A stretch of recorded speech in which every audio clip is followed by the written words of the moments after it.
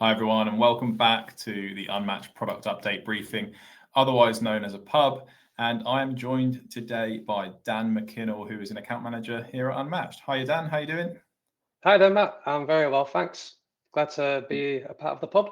I've Yeah, got my drink with me, so I'm ready yeah, to go. sorted. And there could be a beer in there, but let's pretend there is.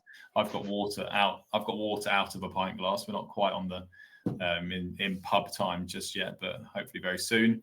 Someone who is having a pint that he texted me earlier is Adam, who is currently on the slopes in Bulgaria. Sent me a picture of a pint on the slopes. Very, very jealous on that one.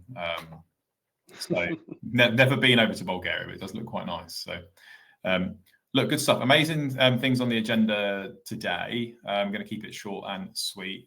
We have got a few things around workflows, AI, as you'd expect, new homepages, and all that type of good stuff. So look, let's just fly straight on into it. So first things first, Dan, we've got this one, enrolling records in a workflow from the kind of the view. So if you're on the contact and you can just hop them straight into a workflow, you think that it's going to be useful for most users? Yeah, I think it will be. It'll actually streamline quite a lot of things here by having that, especially someone that's not really that in depth with actually enrolling into workflows. This is just like an additional feature to help people enable themselves in using workflows. Absolutely. I think it's really good in the fact that, like they've put some examples here, like summarize the changes, update the lead status. You can almost say, recalculate, a revenue field, or there's plenty you can do with that. So I think that's a really strong update. And I think a lot of people have been trying to make their own type of versions of that. But this one is, this one's just much, much nicer. So. Exactly. I mean, sometimes it's nice to be led. And if you consider people that haven't worked with HubSpot or even just a CRM in general, and you're looking at workflows, it is a bit daunting when you're looking at all the data points and what you're going to do with that data point. So with something like this actually helps people to empower themselves and get that confidence as well in actually building workflows. So I think this is a really powerful feature. I think it's going to be good. I think it's also key to see how super admins can interact with that, so they can recommend workflows and pin them to what they want the user to do. It'd be lovely to be able to do that by team as well. I think so. You could say, sales team, you guys see this; marketing team, you see that. That would be really, really powerful. Cool. So next on our agenda is around a new HubSpot homepage. So what this is essentially going to create like a little icon up here, and looks like a home button, and in that it's going to have things like where you pick up where you left off, what needs action from you, what's recommended, and then a sort of feedback section, of course. So it looks like it's primarily targeted to marketers across all tiers, which I think is fair enough, but we already do have like a marketing home beta, so I'm not sure if it's a build on that. What it looks like kind of close up is, and I've lost the tab which it's in, which is very well prepared. There we go. It's giving you like this. Okay, you need to do pick up this email or do this campaign, or you have a lead error. I think this is going to be useful, right? Like in terms of if you've got errors on integrations and stuff like that. But is it going to be clever enough to be useful? I'm not sure. I think it might do. It's so the way I looked at this, and this is new to me when you shared it with me there, Matt. And what I was thinking is like when you're in part of the sales team, you want to just dive right into your sales pipeline or your customer success feature, and you want to look at your pipeline there. But when you start looking at like marketeers, as you mentioned, and you want to have more of a uniform approach, I think this would be a really good addition for your marketing team. To have like all that in one space. So when you get up in the morning and you start your routine, you won't have half of your team focusing on one part of HubSpot and the other team working on another part of the HubSpot. You can actually just go right in onto the homepage, and like I mentioned, it'll all be uniformed and you'll have everything in front of you. So I think this is also another great feature. I think it's a nice one. I'd like to see it expanded so other teams apart from marketers could use it. But I think as a whole, sounds like a good update. Something that is sad for every kind of HubSpot user is the fact that company insights is disappearing. So on the 17th, which is Monday, that will no longer be available. So this means that data points such as industry, revenue, employee count, domain as well, which is I think quite crazy, will no Yeah, longer. absolutely. I just want to ask you a question on that. Just on a day to day, who would actually be using that? Myself, I would go on it occasionally, but it wouldn't be like baked into my daily routines. I think it's a good point. I think it's more of a usability perspective. So like when you type in that company domain name, for example, and it's only the company name and the logo that are going to come up, and you miss out their location, the employee count, it just feels a bit incomplete. Where do I go and get that information? So as in terms of who's using it, I think it's just more of like a completeness thing on the whole CRM rather than a specific user. But I think what you've got here, I think this is the thing, is they're kind of pushing people to Breeze Intelligence. And look, don't get me wrong, I like Breeze. I think it's good. But Stuart Balcom has been creating a thing called Account Scout, which is actually going to replace, can do all of the things that Company Insights used to do. It's free as well, so highly recommend going to check that out to kind of replace this feature. But we think Breeze is good at Unmatched. I think the pricing's pretty good as well, but I think they've left too much. They've left too much out of the kind of the free version now. It just feels a little bit incomplete in my view. Hopefully they kind of change tact on that. But look, that's great for Stuart and his product that he's been building. So next on here is around data enrichment still. And this one I think we both particularly like, don't we, Dan? It's around if you're in the missing data area, if you're a data quality command center, you can actually now enrich records directly from here, which I think is really nice. I mean, look at the, you see the coverage that you've got here, and then hit enrich, and kind of away you go. This looks like a really good upgrade. Yeah, absolutely. I think this is a really powerful tool as well. Just looking at like the day to day, for me personally, and also a number of clients that I work with, where does that data come from? People would go to trade shows, they'll have like a list that they want to get imported. And again, it won't all be that uniformed approach where there'll be certain piece of information that's missing, which takes time when you actually go back and actually, find that information. So this will be a game changer. This will be a time saver. So yeah, absolutely. I think this is a really good feature. And it's a great one for admins. Yeah, I think I agree. Look, it's a really good one for admins of, what's the missing data? How many credits have I got left? Credits don't roll over month on month with Breeze. So like at the end of the month, I can go in here, what data is missing, and choose how many records to enrich, which I think, looks like a really good feature. Reduce the admin time to focus more on your clients. That's what I say. Yeah, absolutely. Next on is still around AI and enrichment and all that type of good stuff. And this one I was in two minds about, but I think, Dan, you might have changed my mind. AI recommended workflow actions. So this one I was kind of like, is it good? Is it going to just get annoying? But they're adding a Breeze kind of little icon here, and it's going to recommend what action to add next. Maybe good for people who are new to HubSpot, do you think?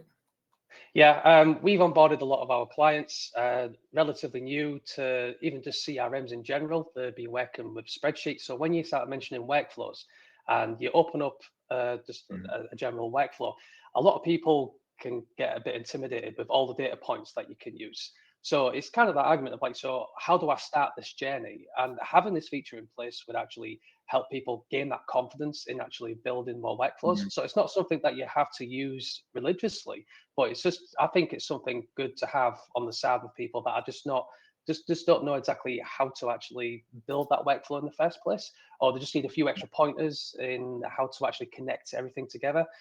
Someone like myself that's not a developer and is not technical, this would help me and not rely on other people to help me build workflows. So yeah, I think this is a really good feature.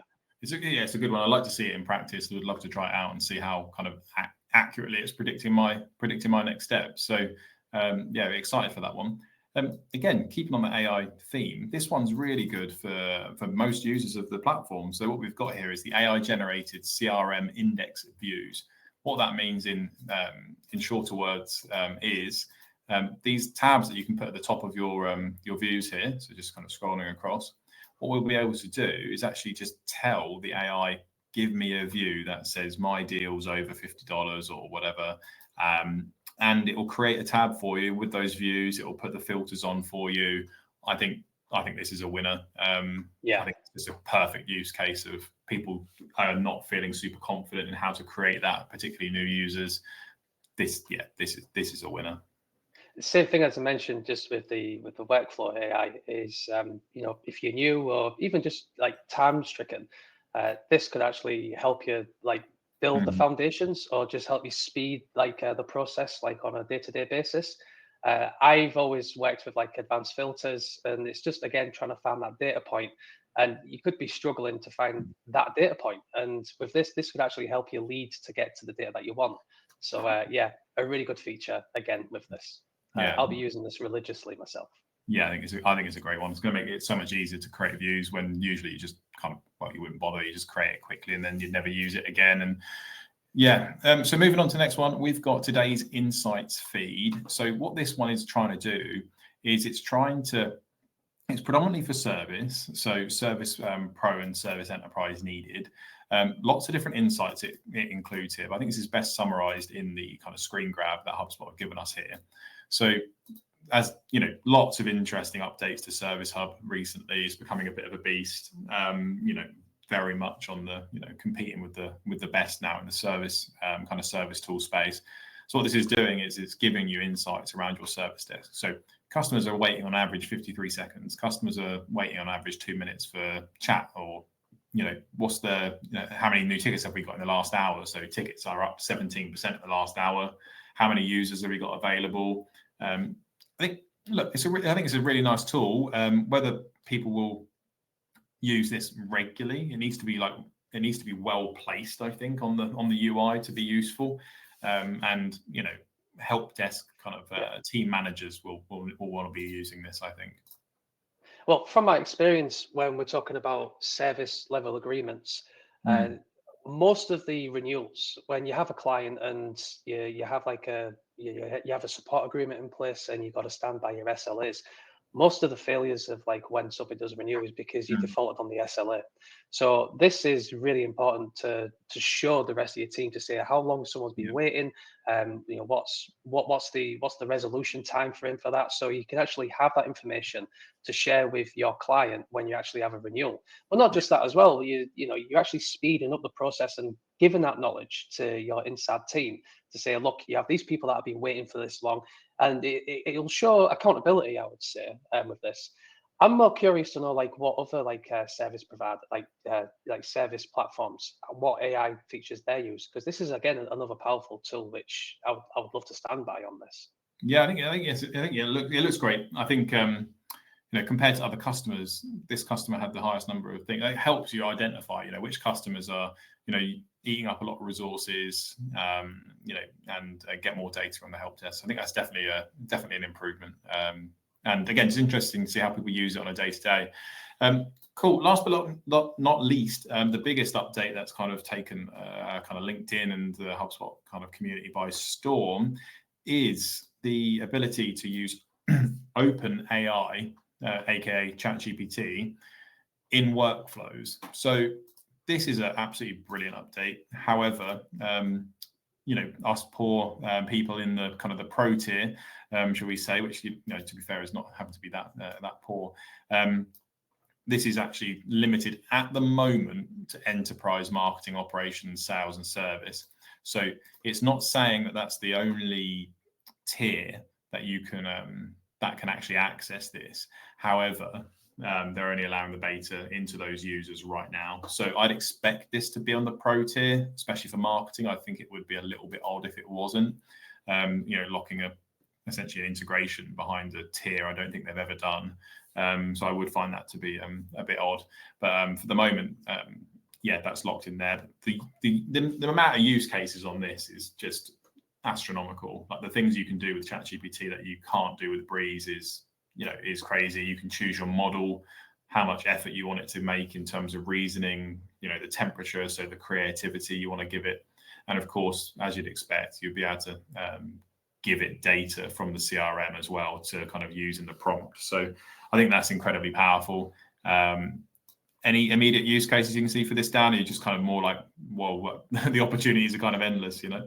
I'm more the wow factor here, really, because as you know, like ChatGPT is really powerful, and just having that baked into HubSpot, I mean, I can see a lot of benefits with that, but I think the jury's still out of like, would someone actually use it to its full potential, or would people just default like to Breeze, for example? So I want to be reserved on this bit. It sounds really interesting, but yeah, it's something I'd like to just keep my eye on, because it seems really powerful, but would people actually use it to its full capabilities? Yeah, Hopefully they will, but time I, will tell. yeah, I agree with you. I think the most important bit really is like the cost management. Like, with Breeze, like you only at the moment get 3,000 credits per month. With this, you can just use as many credits or as many API calls as you have in your Open API account. Interestingly, the two actions in the workflow that we didn't talk about at the start here is you've got one which is just ask OpenAI. So this is just generate AI responses using custom prompts and CRM data. The next one is the Ask OpenAI Assistant. So you can actually utilize pre-configured OpenAI assistants combined with your HubSpot data.